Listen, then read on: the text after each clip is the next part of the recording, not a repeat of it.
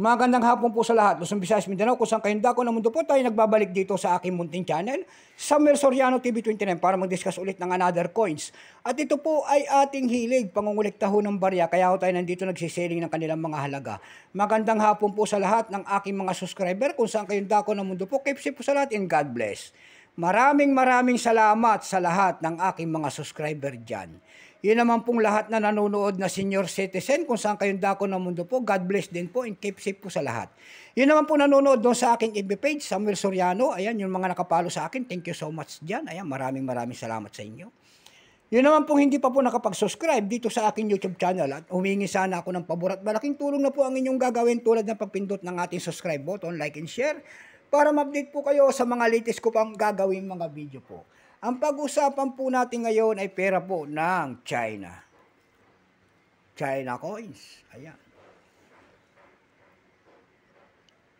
1 yuan po ng China, year 1993. Bago tayo magsimula sa ating talakyan, kilalanin mo muna natin siya. Siyempre po. Issue po, Republic of China. Period, People Republic, 1949 up to date po. Type standard circulation coins, years 1991 hanggang 1999, value nito 1 yuan. Currency, second renminbi, 1955 up to date po. Composition po nito ay nickel-plated steel. May bigat po itong 6.1 grams, may haba pong 25 mm. May kapal po naman itong 2 mm. Hugis po, bilog, orientation nito, middle alignment. Number M-667. Reference number KM-337. Ito pong year 1993 na ginawa ng barya na ito po ay 17%. Wala pa pong maipakita ng China sa barya na ito kung ilang piraso ang kanilang ginawa. Pero may price na doon sa ating nimista.com kung tawagin ng ating mga kolektor. Yung kanyang very fine 18, extra fine 21, almost uncirculated 47. At uncirculated nito ay 47 pesos din.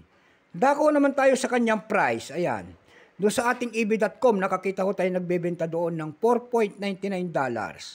Meron din tayo nakita doon na $3.95. Meron din tayo nakita doon na $2.95. Dako tayo sa Carousel PH. Ayan. Sa Carousel PH, nakakita ko tayo nagbebenta doon ng 40 pesos and then nasundan po ito ng 60 pesos. Ayan lamang po ang aking may babahaging kanyang presyo. So hanggang dito na lamang po Luzon, Visayas, Mindanao. Kung saan kayong dako ng mundo po, keep safe po sa lahat and God bless.